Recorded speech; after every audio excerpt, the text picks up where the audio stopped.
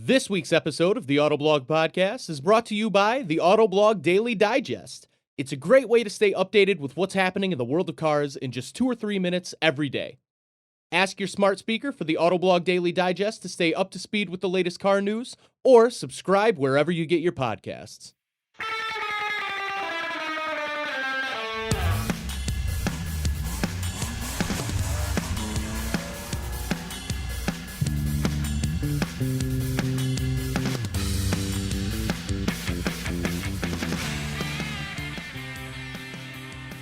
Welcome back to the Autoblog podcast. I'm Greg Migliore. Joining me today is senior editor for All Things Green, John Snyder, and senior reporter and producer for our friends at Yahoo Finance, Pras Subramanian. John, how you doing, man?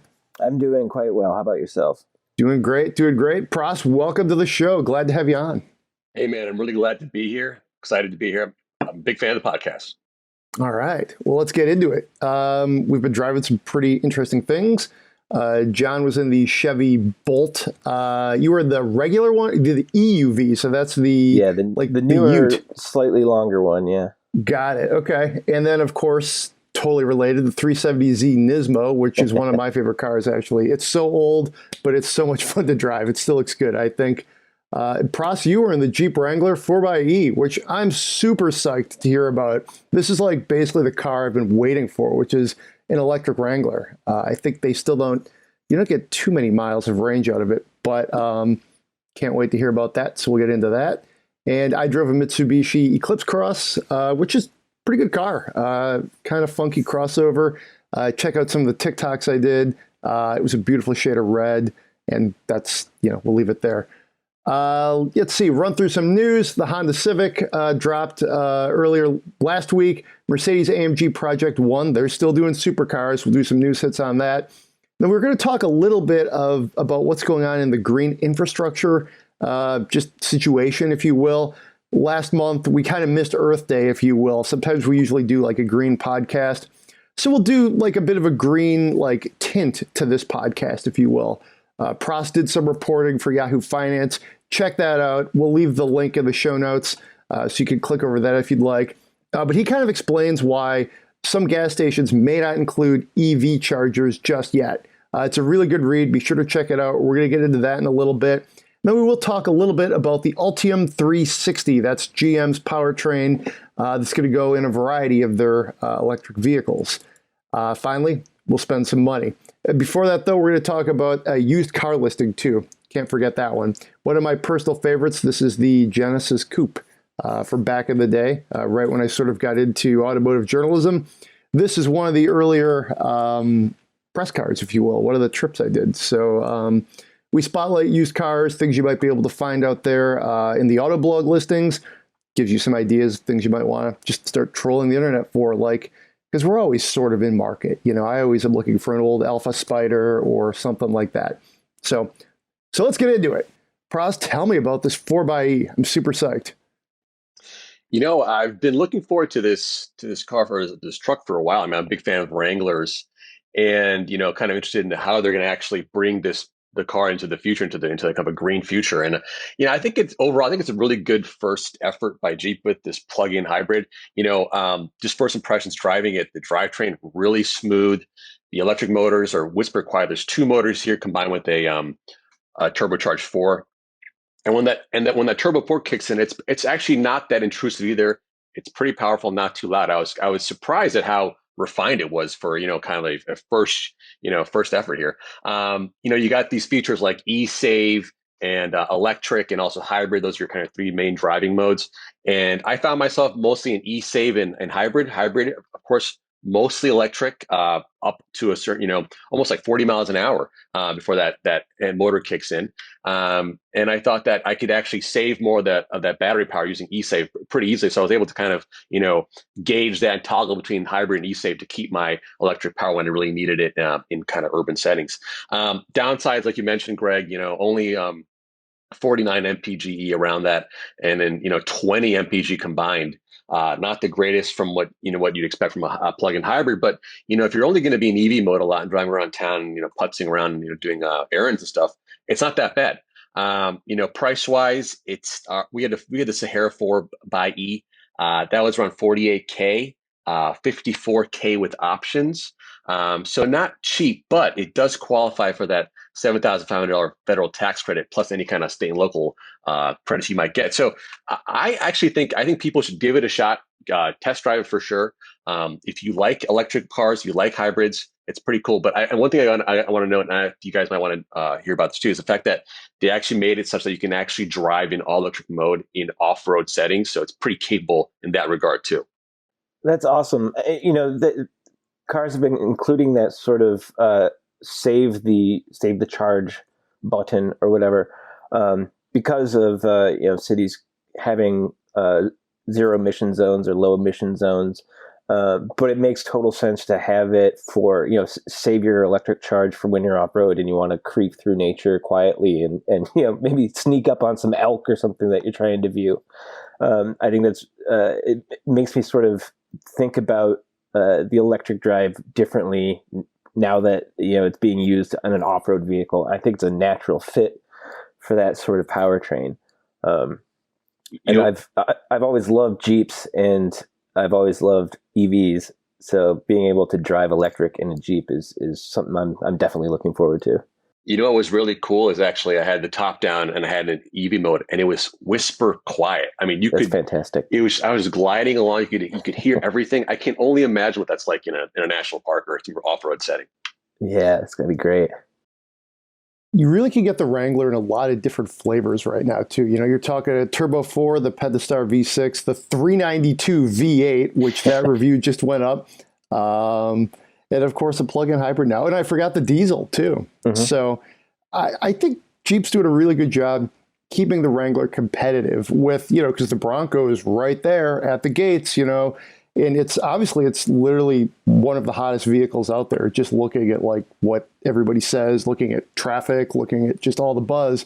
But the Wrangler is still really compelling. So, I think this is one of those situations where it's good for all off-road enthusiasts or on-road enthusiasts. The rising tide is sort of lifting all boats, which is a great thing. So, I think it's also a good thing too, to really, Pras, I think you touched on something that really is like salient here, that this is a good first effort. I expect them to add more range, make this more efficient. I mean, I hope they will, because these numbers are a little underwhelming out of the gate. But considering they're working with a pretty old footprint that, was designed, years ago, I think there's certainly room to really improve. And that will be exciting. In all electric off-road adventure, sign me up. That sounds great.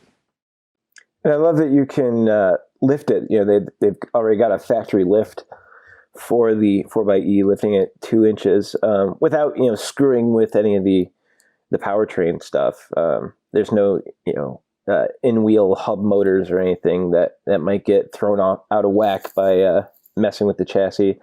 So yeah, it'll be cool to see what other they've always got so many good aftermarket Mopar parts lists for the Wrangler. So it'll be cool to see what sort of 4xe specific aftermarket pieces they offer for it. What did you do with the 4xe, Pras? Well, in New York State, unfortunately, you can't take a vehicle off-road unless it's like private land. You can't go on public land. So I didn't really have much of an opportunity to do any kind of really fun mud rut type things, mostly on road. I did forget to mention that it is around 21 miles of all electric range. So, and it's like a 17 or 18 kilowatt hour battery. So, like you said, it's not that, extensive in terms of how far it can go on all electric power, but it's just the beginning. And I'm surprised to be able to kind of port this stuff onto the existing Jeep platform and do it in a way that I thought worked pretty nicely. So maybe next time I'll be able to get some actual off-road fun with this car, because electric power is great with all that low end torque. Yeah, absolutely. I think, this is not cheap, but I will say this, Jeeps are not cheap. I mean, they really aren't, unless you get the really base vehicles. They're not cheap. So I think this is pretty compelling. I I go back and forth. I tend to keep cars for a long time, so it's like I might wait it out, see if they can get a little bit more efficiency, a little more range out of it. I might not. I mean, 22 miles is not bad. I mean, that isn't bad. I mean, it's more than the Subaru Crosstrek Hybrid, which is only 17 miles, and that's from a crunchy granola brand too, that you would expect to maybe come out of the gate with a little bit more range than that. So it's impressive that for a big heavy Wrangler. 22 miles isn't bad at all. It would serve my purposes, just as far as daily driving, and then just get where you need to go and plug it in, and there you go. I mean, I personally think am looking actively at chargers for my house whenever we sort of go down that road of what our next car might be, and it will likely be probably a plug-in hybrid. Probably not a full plug-in, just because it's, I don't know, it wouldn't necessarily fit my family's use case, but plug-in hybrid I think is very compelling for a lot of people. So that's the 4xe. Let's shift gears to another electric vehicle. This is the Chevy Bolt. You spent some time in it there appropriately, Mr. Green Editor. This is a bit of a different take on the Bolt than, sort of the very compact car. I know they called it a crossover, but it was kind of like, you're almost choking, stifling a grin when they're like, this is a crossover. It's like, okay. This still doesn't feel it. The Bolt EUV has about 3 extra inches in wheelbase. Okay. Which pretty much entirely goes to rear seat legroom, which the Bolt needed. So it's good to have that extra room in the Bolt EUV. It's about 6 inches longer overall. It's no taller than the regular Bolt, apart from the EUV has roof rails. So I half wonder why they didn't just scrap the smaller Bolt entirely, because the Bolt EUV is better. But they did lower the price on the Bolt, so I could see them sort of, after mulling it over, I can sort of see them keeping it around as, that if you just want a basic commuter with a ton of range, 259 miles, you get the basic Bolt. But the Bolt EUV is it's nicer, it's more roomy, and you only lose 9 miles of range. When you're going 250 miles between charges, 9 miles isn't really that big of a deal. The cool thing about the EUV, though, is in the higher trim, you can get Super Cruise as a $2,000 option. It's the first car outside of Cadillac to get Super Cruise, and it is they have improved Super Cruise by adding more roads that it's operable on, tens of it's tens of thousands at least more miles of roads, and it can do sort of divided trunk roads. And but I tested that out, and it works really, really well. I mean, we tested it out on the CT6 and found it worked really great back then in its first iteration, and it works really well in the Chevy Bolt too. It's a really good system. I love that it monitors the driver, make sure you're paying attention. I feel like that should be required of any hands-free system. Pretty much all of them do use that, but it should be mandated, in my opinion, until you can get to a point where the car is level 4 or level 5 autonomous. Then you obviously wouldn't need to monitor the driver, because you wouldn't even have to have a driver. But yeah, Super Cruise works really well, takes a lot of the stress out of driving. You can just sort of take your hands off the wheel, your feet off the pedals, and all you're doing is just scanning the road in front of you. And with this little bit longer wheelbase, it feels the EUV feels just slightly more stable, a little more. It tracks straighter down the highway. Although with Super Cruise on, it tracks pretty straight anyway. But yeah, it's a nicer interior than before, and it's a shame that there aren't any more $7,500 tax credits to give away for GM, but yeah, they're sort of making up for that by lowering their costs and passing those savings on to the consumer to make both bolts still pretty competitive. It's kind of an interesting problem for GM to have. It's like they and Tesla are in that boat where they were among the early companies that really started producing EVs at scale, and they sold a lot of them. So for consumers, that's, and it's a kind of a sliding scale too, because, you really need to talk to your accountant and find out if, hey, the $7,500 rebate is going to actually do anything for you, or tax credit, that sort of thing. And I think it's encouraging too. If you look at the Bolt, it is reasonably priced for what it is, for all the tech you get, for the range you get. It seems like GM has figured out how to produce this at scale, like I said, but also, I mean, I'd be very curious to find out if they make money on every Bolt they sell. It seems like, and if they aren't, they're at least willing to maybe take a hit now to be in the field, which I think that's totally smart. They made $3 billion, according to the latest earnings. Yeah, take a loss on one or two car lines just to be there. Sell enough trucks to make up for it. Yeah, exactly. Curious about the view, like in New York there, Pras. Do people think of the Chevy Bolt as an electric car option, or is it all Tesla or some other things? Because I know, Chevy has struggled, on some of the coasts, both of the two that line our country. Do people think of the Bolt as an option when they're looking for a green car? I hate to say it, but I don't think they do, Greg. The Bolt is sort of anonymous, right? We had we had the prior generation, we tested it out, and I think, John, you mentioned that they did improve the interior, right? 'Cause I didn't like the interior of the older one. It was just seemed too space agey, or I don't know what they're trying to do. But it seems like out here, the Taycan has been getting a lot of buzz here amongst people that I'm, talking to, and people that I meet anecdotally that are really excited about trying that out. And of course, Tesla's just the 800-pound gorilla in the room.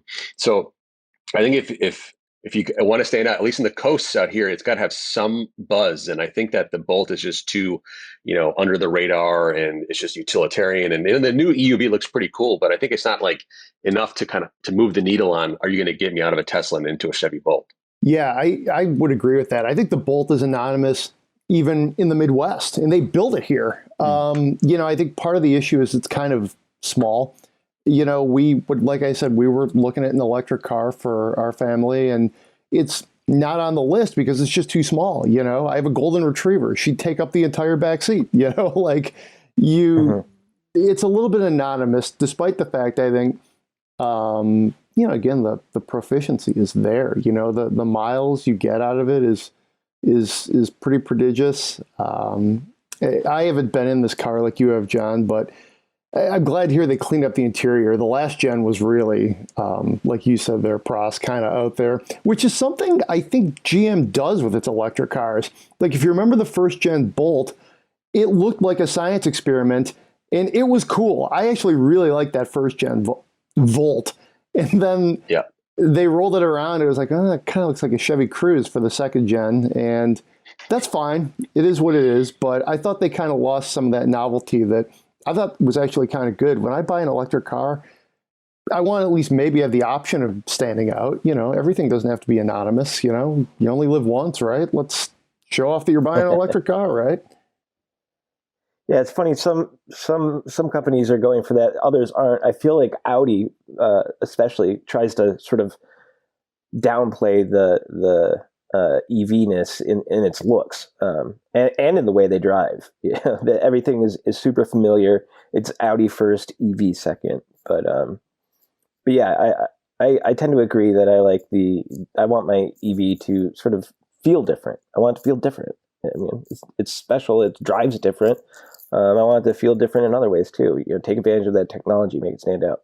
You guys think that maybe Ford's done a better job here with the Mustang Mach-E in terms of using that name and sort of the design aesthetic to make it more supercharged, make it more exciting, make it more what's that all about? Even though it's a bit higher higher price model than your Bolts. Yeah, I think so. I had the Mach-E about, probably 2 months ago. It was pretty cold out, and everybody would walk by my house and look at it. And it's like some was good, some was bad. People were just kind of all over the place with it. But yeah, I think the net result of using Mustang on an EV, I mean, is to me that's 100% fine. Using it on the crossover to me was a little more, controversial. But so it goes. There have been Mustangs in all different forms. Some of them good, some of them not so good. And I think that's okay because it really got that conversation going and that got you interested in the car. And I mean, I thought the Mach-E is an absolute home run. I drove it and I was really impressed with it. It maybe is my favorite thing I've driven this year for a variety of reasons. And I also drove the Aston Martin DBX right afterwards. So I've been in some pretty hot metal. But yeah, I think that was a good move. You drove the Mach-E, didn't you, Pras? Yeah. We tested it in also cold weather environments. The range was a little bit tricky, but yeah, very impressed. I mean, fit and finish, interior was wonderful. Mm-hmm. I do like the exterior. I know some people don't necessarily like it so much, but I thought it would look great, very sporty, and to the point that in between is the sports car, sporty SUV versus that CUV. Thought it kind of hit that middle, thread the needle nicely there. Drove great. I thought it drove great. So I was a big fan. I just wasn't a fan necessarily of the range that wasn't as great as I thought it would be. Granted, it was very cold up here when I tested it. Yeah, same. It was literally, I got in the car and it was like, I think it was 10 degrees on a February afternoon when I was driving it. And I mean, we're talking like 2:00 in the afternoon. And the range had just basically, there was a little bit of parasitic loss overnight. I also, to be fair, wasn't exactly sure when they dropped it off. The fleet guys dropped the cars off. I forget why. I was not able to go out and mark the level of charge. So that was a little ambiguous for me. So then I actually took out the portable charger that comes with the car, and I sort of did my range testing off of that. But once I was driving it, I was pretty impressed with it. I was able to get a good 60-mile drive out of it the first time, and then another 20-mile range. And you could do some things too to tweak it, if you will, turn off all of the heat, and just wear a heavy coat, which I didn't do the first time. The first time I got in the car and I'm like, it's 10 degrees. Let's park up. Let's drive this thing. But later on, I'm like, okay, let's turn the heat down, try and save some stuff. And, the Mach-E has a variety of ranges and, performance. I think it's a very impressive portfolio too. I mean, in the hundreds of miles. I don't know it off the top of my head, but I just scratched the surface of what I could have done. And, I thought the portable charger that was under the trunk, deck lid, if you will, pretty nice. Plugged it right in, worked great. I was siphoning off whenever I'd go to a restaurant, find a little spot to plug in, do that, because I was upstate, and it was in New York, upstate New York, because there's just not many chargers at all. So I was just literally plugging at the hotel, plugging in at a restaurant, just trying to siphon off power. And then that became this obsession where I was like, yeah, I'm getting a little power here, all excited. And people were like, what's wrong with this guy?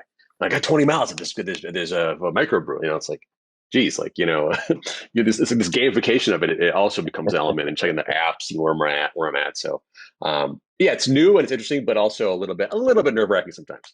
I'm right there with you as far as siphoning different amounts of power off too. I did it from my house, but I've never been this engaged in just the EV lifestyle. It was okay, got to plug the car in. We're going to leave the garage open because a fool, I didn't set up my whole charging, garage infrastructure. And by that, I mean, I left a bunch of Christmas decorations in the middle of the garage. So it was such a pain to get the car hooked up. But yeah, no, it's a really good lifestyle. And then if you want to seek out a full on, charging station, you could do it. You can Ford, I believe, sells one, which you could get some of the local utilities have credits for those, which is, I think, a really good way for the power companies because, hey, they want you to use their power. But if they're going to incentivize you, well, okay, that'll at least get me thinking about how I can make it work. Um, it's interesting about the Mach-E charger, not to go too deep here, but I was like really kind of debating, like, would I buy an actual level 2 charger? Though ironically, I think it's being recalled or something. They had some issues with it. Or would I just use the portable one? Because the portable one is very good. Like, I was able to get 10 miles of range just plugging it in for a few hours. So I went back and forth, and my sort of calculus was, yeah, I'd probably get the level 2 one, put it in my garage, have a base, and do it that way. And then I'd lug the other one around with me just in case I could, siphon some charge from somewhere. Although I guess it would also depend on what my office did and that sort of thing. I don't know. You guys have any thoughts on what you would do with that? Well, the great thing is certain automakers offer, 110, 120 volt plus 240 volt plugs on that mobile charger. So if you've got a plug in your garage for 240 volt, you can just use that mobile charger right there. I know Nissan has one. Chevy has one for the Bolt now, and they will actually pay, under reasonable conditions to have a 240 volt socket installed in your garage, as long as it's not like in a barn, detached 200 feet from your house or something like that. So in cases like that, why even bother? But yeah, I think if I didn't have a 240 volt mobile charger, I would definitely get a level 2 charger in my house, just because I sometimes I'll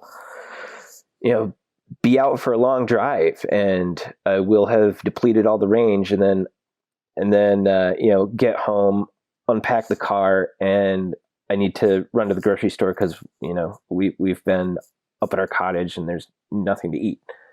So I'll still need to be able to do stuff, or someone hurts themselves. It's always the kid or an animal getting hurt, and I'll have to run out.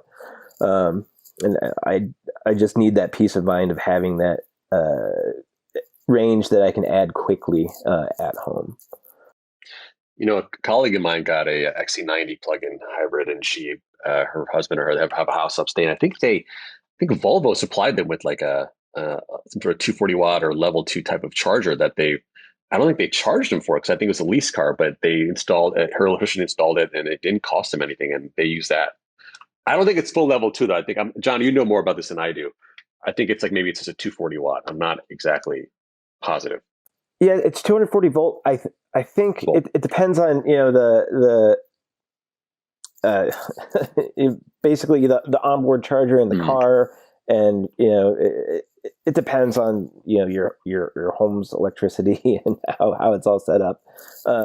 But yeah, our Volvo S80 plug-in hybrid that we had a mobile charger that had the 110 volt, the regular outlet, plus you could pop that off and pop on the 240 volt one. I didn't have a 240 volt outlet to plug it into, but if you did, you can just it charges pretty quick with that. Cool. So let's do a hard fade over here to the opposite of cutting edge technology and talk about the 370Z, a car that's probably old enough to drink at this point. You drove it in Nismo trim, John. I got to be honest with you, I do love the 370Z. I just think the Z car is so much fun, despite its faults. How is it in its most recent form? Completely familiar, like totally unchanged, super ancient, but I still think it's super charming. It's very good looking still. That design is pretty timeless, and yeah, it's still a blast to drive. Very engaging. With a 6-speed manual, it's a hoot. You can really ring out that V6. And, this was one of the first cars I drove that would, if you put it in sport mode, it would rev match the downshifts for you, so you don't have to heel toe, which, I almost never do anyway. But it has that, and there's still not a lot of cars I feel like that do that. I don't know if maybe consumers don't really care, but I kind of like it. But yeah, really fun car. The Nismo, though, in Michigan on our highways with the frost heaves and the potholes, it is downright punishing. The suspension, just you talk about cars with harsh suspensions and your fillings coming out. It's sort of an embellishment, exaggeration, but I could actually feel my teeth in my mouth going over these bumps in the Nismo. I was glad I got a last hurrah with it, since it's going away. But 1 week was enough. 1 week was plenty. But my son Wally loved it. It's the second car he's been in where I've had to put the car seat in the front because there was no back seat. And he just asked me for a ride any chance he could get. Anytime I was going to the store or something, Dad, can I come? Really, it made me nourished my soul to have my son get excited about like a car that is just all car. It's not a piece of technology. It's not an appliance. It's a car you have to drive it. And it's just pure mechanical joy. I'm looking forward to what comes next, but this one is super ancient. The tech is really old.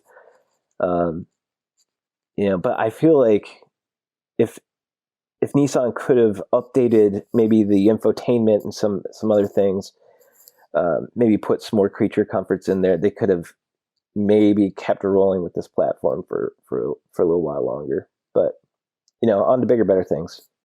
Yeah, I think there may have been room to eke out another few years out of this car, but they made enough of them. If you certainly are in the market, you can always find probably a pretty good used one. I'm a big fan of the Z car. I really am. It was, again, another car that goes back to like when I got into the car renting business, at least some of the early years. I remember we had a press car when I was at Auto Week, and we were going to put it on the cover for the LA Auto Show. And we had the car, but the car had not yet been revealed. So it was like sitting in the basement of the parking garage. And it was like, you can drive it, but you can't write about it and don't break it. So, there was always that. It's funny how stuff like that tends to sort of stay with you, if you will. And thankfully, for nostalgia's sake, the car barely changed in the ensuing, what was that, 08? So 13 years over that time span. That gearbox, though, I think is still really good. Steering is really good. I think it's a sharp-looking car, too. I would put it in the category of cars like, everything from the last generation Corvette to even the 911, cars that don't need to change much and looks pretty good, So, eager to see what comes next. We can close out the review section here with a quick hit on the Mitsubishi Eclipse Cross. I drove this last week. It was a pretty handsome car. It is red diamond with a black interior, so quite attractive. Pretty good value, I think. Mine's stickered for about just under 35 grand. That included like the SEL touring package with some like body colored garnishes and some special bumpers, things like that, and a few tech things like a sunroof, the panoramic sunroof, ACC, things like that. 1.5 liter turbo 4, which was pretty good, I think. All in all, it was a fun little crossover, to be honest. There's a lot of things in that segment that you're going to want to consider with it, including probably ones like, the HR-V or the CHR from Toyota, which was actually supposed to be a Scion, if you remember the backstory there. It's not a particularly, I'd say, amazing segment. So this is something you might want to take a look at. You might like the styling. You might like, the interior, like I said, was pretty good. It takes a little bit of mental recalibration to pay 35 grand for something this size, but overall it was pretty nice. You know, I drove the Mitsubishi Outlander a while back, and I was impressed with that. These are two pretty important vehicles to sort of like, you know, not relaunch the brand, but like, you know, get them back in like the public conscious with some new vehicles, and, you know, just remind everybody, hey, you know, here's, you know, this different take in these segments that, you know, you might like. And I found them, again, to be styled up very nicely, you know, very angular, you know, especially the bright colors. So yeah, I mean, definitely not as remarkable a drive as, you know, the 4xe or some of the other things we've talked about, but it's competitive. And I feel like that segment is, you know, again, pretty wide open. So, you know, there's things, if you're interested, like in this segment, it's worth a look, you know, if you will. You know, the Rogue Sport isn't exactly, you know, a home run hitter. So like there's opportunities. There's things like if you say, hey, I want something, you know, a little bit different, this might be the car for you. So, you know, real quick, that the name Eclipse, that brings back a lot of memories for me. Because when I was in high school and stuff, those are the hot cars to get. That if you had a Mitsubishi Eclipse, you were the man, right? So it's funny that they, you know, port that name now onto the crossover, but just funny to bring back that. Hey, everyone's doing it. Look at, you know, Mustang. That's true. Yeah. I mean, Chevy, the Blazer is now a midsize crossover. Yeah. Names are, you know, I think car companies need to use, frankly, their strongest names. So like you, I had to do a little mental gymnastics to try to figure out, oh, right, I'm driving this small crossover. That's not what I would maybe have originally associated the Eclipse name with. But yeah, we'll see. I mean, I think it's a good foundational piece for Mitsubishi.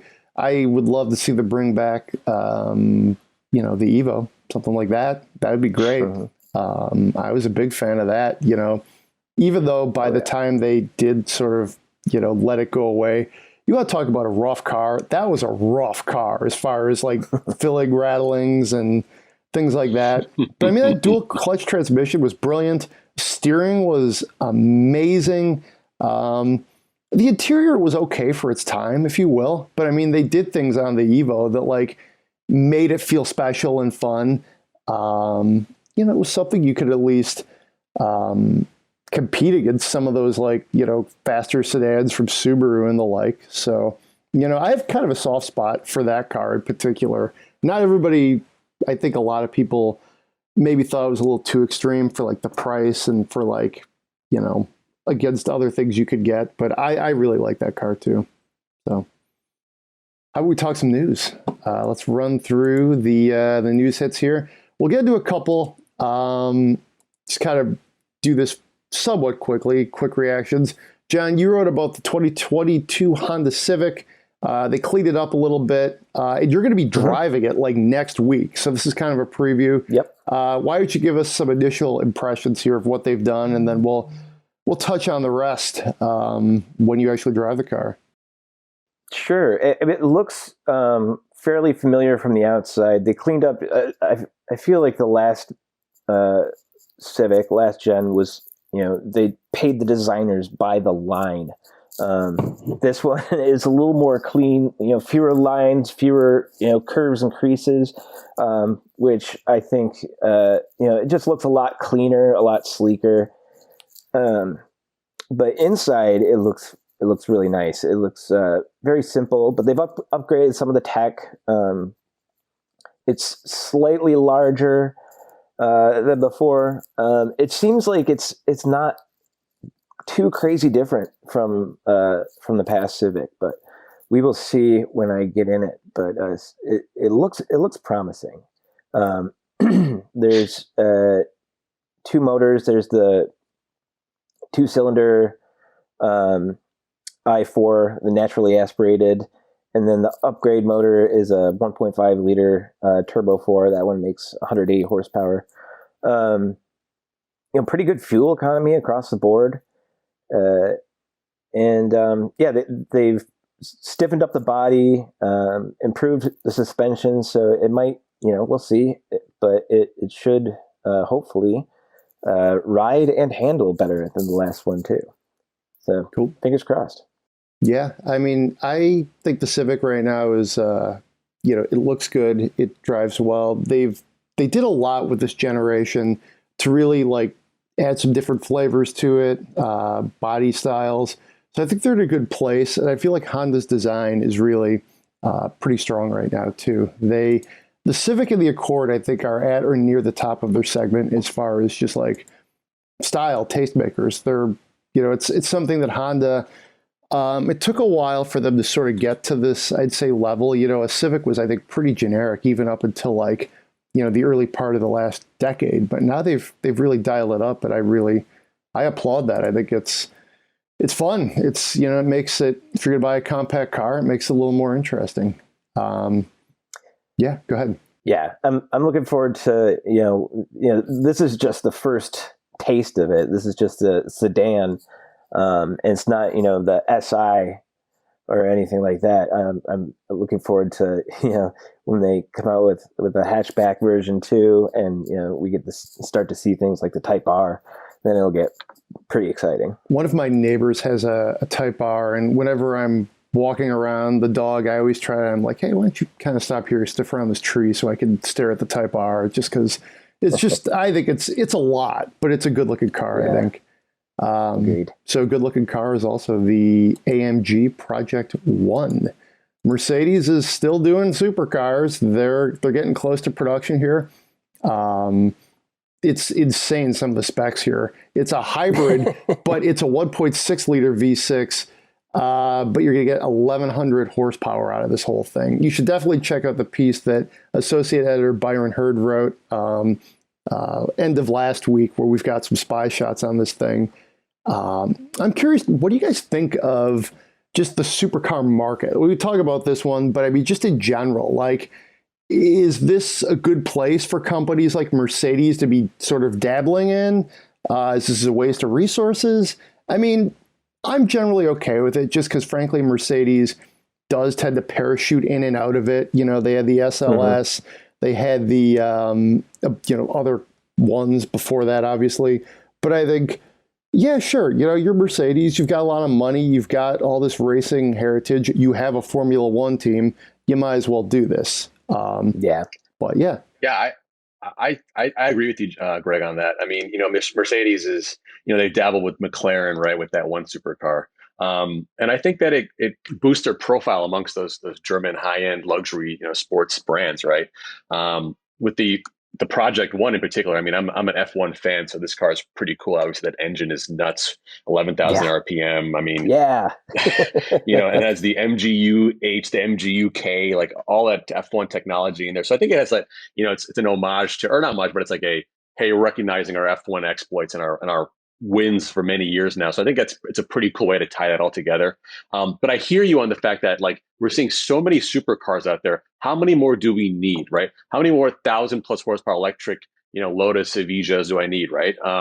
Or the new, the Chirons, right? So, yeah, we're hitting peak supercar, but hey, if people are buying them, I can't knock a manufacturer for making them. I'm just getting kind of like, when we were kids, it was like the Countach and the Testarossa, right? That was it. Now it's like 80 of them.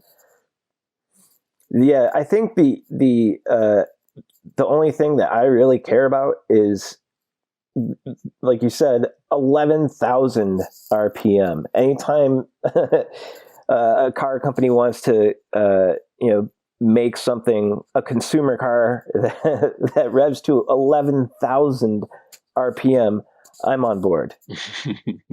Yeah, that is insane. That's pretty stratospheric, if you will. I drove a Countach once, and when you talk about like cars when you're kids and like bit of a dream, that was a total like dream. It was a video shoot, actually. So you have video of me like wrenching the wheel, and you can't see out of it. You're like laying down, and it looks like I'm going like 100 miles an hour, but I'm really going like 30, I think, at this like deserted like cruise ship terminal in Miami. But total tangent. But yeah, that's why covering cars is fun, is every now and then you get to drive a car like the AMG Project One. Sometimes this stuff does sort of come across your desk. So yeah. All right, let's go back to the business side of things. First of all, check this piece out on Yahoo Finance. nice job here, Pras. Really nicely reported. A lot of good details in here. Again, we'll share the link in the show notes here. But take us through why gas stations may not have EV chargers anytime soon. So, just the origination of the story was our editor-in-chief, Andy Server, was just harping on, why can't I charge an electric car at a gas station? Why isn't that a possibility yet? And he said, look into it. And I said, okay, I will. So, just kind of looking at it from a few different points of view, it's economics, right? That's a big part of it.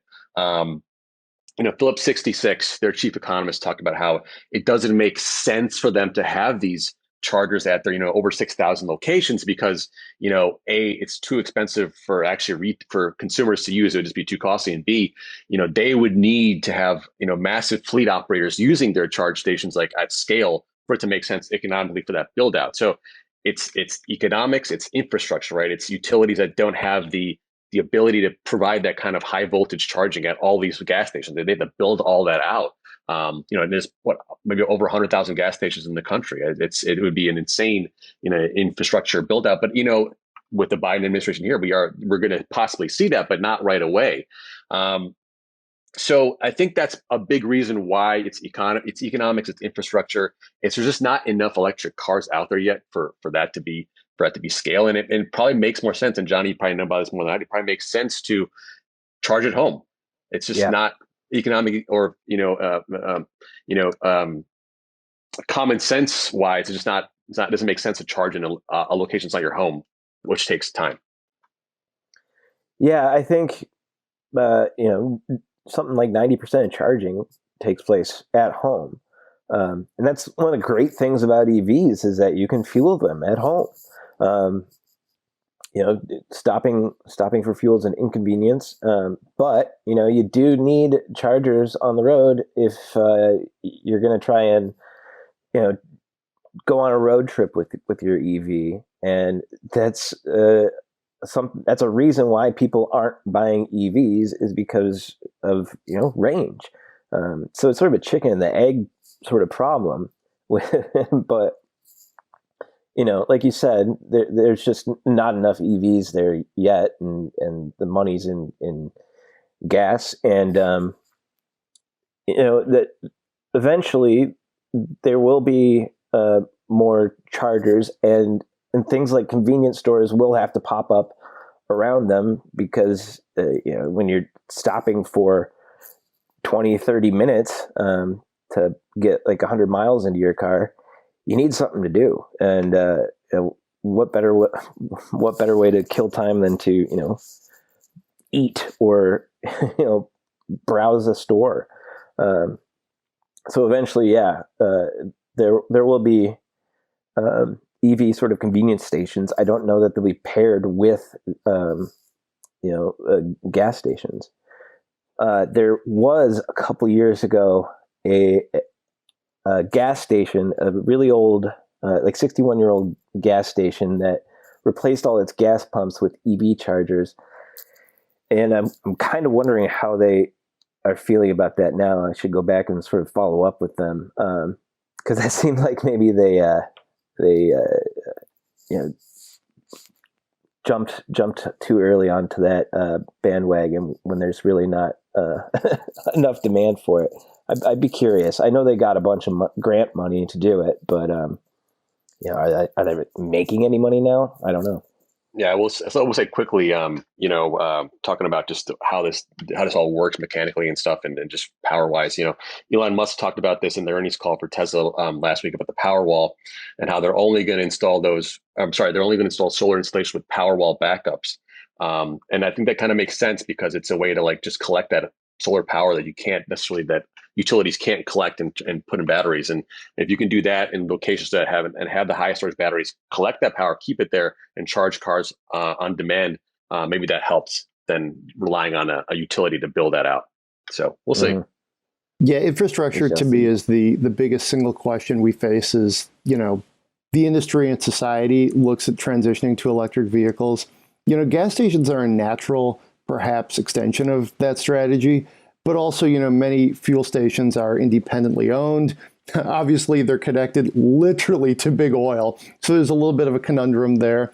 But the other point that you guys both touched on that I think is really valid is you can charge at home or maybe your place of business or somewhere, even like, a lot of sort of like the suburbs around Metro Detroit. They'll have these little downtowns, if you will, and it's like you can charge almost at like, parking meters, things like that. So that's like sort of an incremental thing. But I'm kind of wondering too, is like when you get into that range anxiety where you're too far from your home to actually charge something, then what does it look like? Is it like this big like rest area, going like upstate in New York, or as we say up north here in Michigan, and you chill out for 30 minutes, get like a quick charge, and then continue on your way. And then when you get to your cottage, your cabin, you plug in your car. Is that the model? I don't know. But it's in some ways it's interesting because there's still like a little bit of an adventure element to driving an electric car. Like, are you going to make it? Well, hopefully you do. And, with good planning, it's hopefully not too harrowing, but, it's different. Again, the percentage of the market is so small right now that I think it's still a unique, fun, cool thing to do, to be really, not to cheerlead that segment of the, industry, but it's still a pretty fun thing, if you want to make it your thing. Yeah, you mentioned that game. It's like that Seinfeld where Kramer is driving around with like the gas light on and see how far you can go, and it's like keep going, you can do it. So been there in many occasions. All right. So one thing we should mention too, I'll mention this and we'll move on here, is General Motors did sign a deal. They announced this last week, basically to link up a number of their things to like streamline charging. So check that out on Autoblog. My guess is you guys cover that at Yahoo Finance as well. But I think it's interesting that they did do agreements with 7 companies. You're talking about EV Connect, ChargePoint, Blink Charging, and a few others. Because they are like, I think it's smart for OEMs not to wait around and hope government or just their buyers figure it out. Tesla has really figured out with their supercharger network, at least how to create an ecosystem. If you buy a Tesla, how to charge it. So I think GM is trying to do the same thing. So that's our green segment. Let's move over here real quickly to our used car listing of the week. Last week, you did the 2010 to 2016 Genesis Coupe. Speaking of analog cars, that's what this one is. Pretty raw. I personally like the R-Spec trim that they offered for a while. My taste was the Turbo 4 and the 6-speed manual, but the V6 was a bit more powerful in those cars. I don't think they ever put a V8 in it, except for maybe SEMA they did, like with Reese Millen and some of those guys. But why don't you take us through it there, John? Well, I was on a road trip, about a month ago, and I saw 2 of these on the road, and from a distance, it almost looked like a Genesis G70. But then once I got close, I'm like, oh my gosh, it's a Genesis Coupe, and I just had so many good memories of driving those around. Super fun cars. Terrible manual transmission, but they made some improvements to it about halfway through its life cycle, and yeah, tons of power. The 2.0 was plenty powerful, but yeah, that V6 was where it's at. But you can get them for decent prices, and there's actually quite a few of them out there. And they're popular with tuners. There's lots of aftermarket support for them still. So just a fun car. I remember it was just a really chuckable car. But yeah, there's, driving the Nissan 370Z also had me thinking back to this, because that was, they're similar in flavor. But yeah, I just remember when Genesis, for a little while, first they had the Tiburon, which was front wheel drive, and then this was sort of like the next evolution of that, and it was rear wheel drive, and it was a blast. Cool. Check this piece out. This went up last week on Autoblog. We actually have another one up. We're really churning these things out. We did one just yesterday on the Lincoln Blackwood, which is the Lincoln F-150 that you may not remember, but it was a thing, probably quite lucrative. But it also sort of proved the theory that people don't really want a luxury truck. You just buy the highest level F-150 or Ram or Silverado, and that's what you get. Yeah, I mean, those are basically luxury vehicles. You know, they're just this one. The Blackwood had sort of a weird, had that split tailgate, and I think the bed was carpeted. It was super weird. The graining on the fenders, like what was that? Yeah, it was weird, but it was cool. I mean, when you see them now, I always get excited because they made them for 1 year, I think. And yeah, I mean, they're neat now. Lincoln had a weird turn of the century, right? So they had the Zephyr for like 1 year, and then it became the MKZ, I want to say. Yeah, that would make sense. The Z. They did this truck for a while. You might remember the Lincoln, was it the LS car? That was like a rear-wheel drive. I think it was a V8 sedan. That was like a legit, pretty good, semi-sporty Lincoln that I'm sure the world has forgotten about. But if you want to drive a sleeper car, pull up to a light in one of those, and you're in this 20-year-old Lincoln that could probably move a little bit. So, you know, that's kind of random. So I think there was a Neiman Marcus. I'm looking at a Neiman Marcus version of the Blackwood that had the carpeted interior. Then had to go with the Ford Explorers. There were Eddie Bauer versions, right? Yeah, man. 90s, late 90s, early 2000s trip to the mall here with like the Ford Motor Company here. On that note, should we spend some money? Yeah, let's do it. All right, let's do it. This comes from Brian M., longtime listener, writing in because here's the scenario. Just about to finish up his master's program. Congratulations. Have a job lined up. Even better. Looking to finally get a nicer car as my graduation present to myself. I currently have an '09 Cadillac DTS, daily long drive road trip car, an '83 Supra that's a fun weekend car. Hell yeah, it is. And a '91 Mercedes 190E that he's about to sell. While the Cadillac is a great long-distance cruiser and a surprisingly nice engine note, I believe that's the North Star. So yeah, that was a pretty good engine. It lacks something in the enjoyment of twisty national park roads, nor is it particularly unique. Yeah, come to Michigan. You still see plenty of DTSs rolling around. So my question is, what are the best GT cars in the 20 to 25K range, preferably manual, with comfortable seats and just an overall nice place to hang out for long periods of time? We can stretch it to 30,000, but it's got to be pretty cool. It justifies selling the Supra and consolidating into one car. Here are the choices.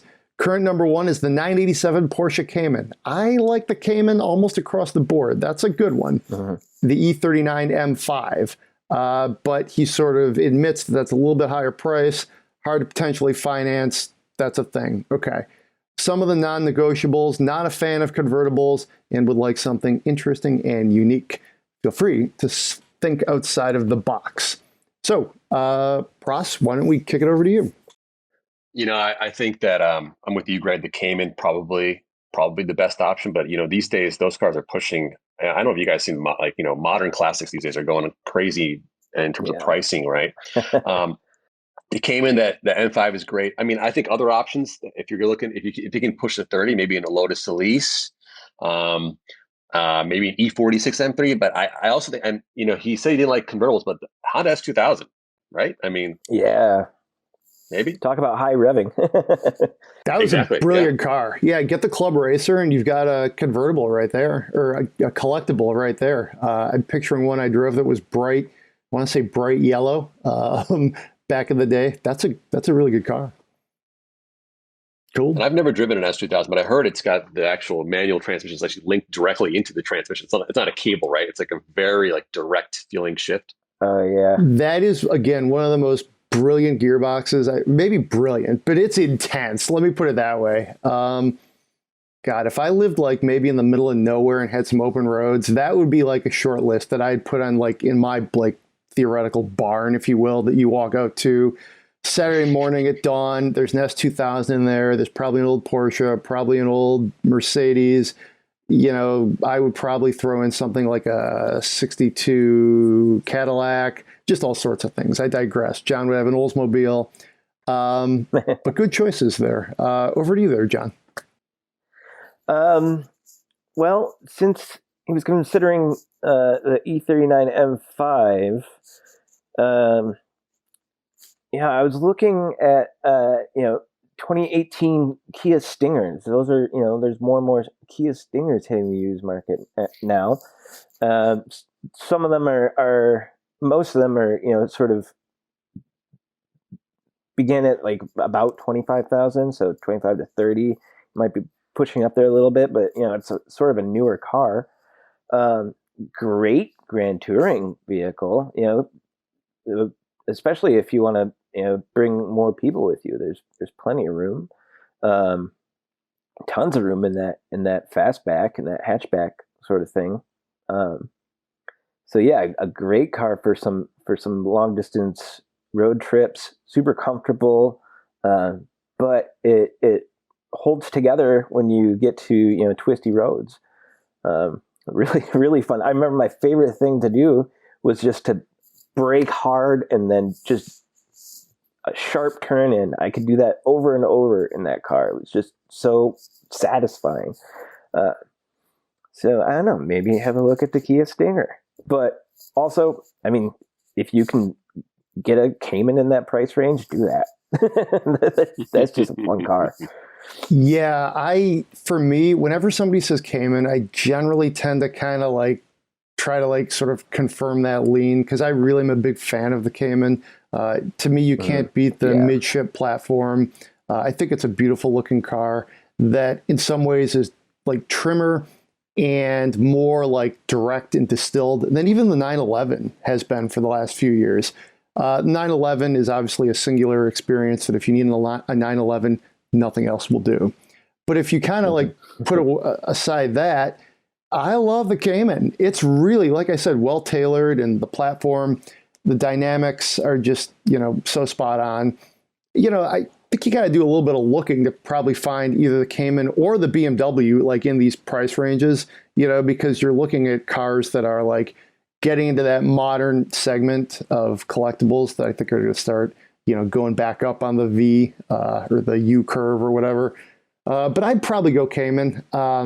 Stinger's a creative choice there, John. Wouldn't have thought of that. I think when I tend to think of cars like this, I tend to think that sort of time frame, if you will, that era. But yeah, I'd go Cayman. That's what I would do. Any final thoughts, guys? I really miss driving the Cayman, and I would love to drive one again sometime soon, as now the weather's getting nice. Getting any fun cars there, Pras? Just had the 4xe, and I'm also going to be there's going to be an East Coast a 90-minute drive with the Audi that e-tron. Oh, nice. Yeah, the GT. Yeah, exactly. e-tron GT. Yeah. That's sweet. So I'm gonna do that next week or Monday, the 10th. So that should be fun. That will be fun. Yeah. Sounds awesome. I just got a text saying a European spec Volkswagen GTI will be arriving at my house any minute. Ooh. So I am super psyched about that. I think we should on the podcast. So jealous, man. So jealous, dude. Are you kidding me? This is one of those things that sort of kind of pops into your just that they randomly become available. So I'll have a first drive on that coming up. Probably have the car for about a week, so I got to drive it and get into it. But GTI is one of my favorites, so can't wait to see what the newest version is like.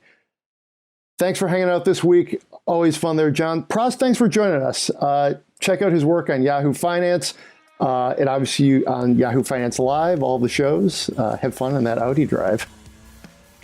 Thanks, Greg. Great to be here, man. Thank you. Appreciate it. All right. Send your Spend My Monies and your questions to podcast@autoblog.com. Be safe out there, and we'll see you next week.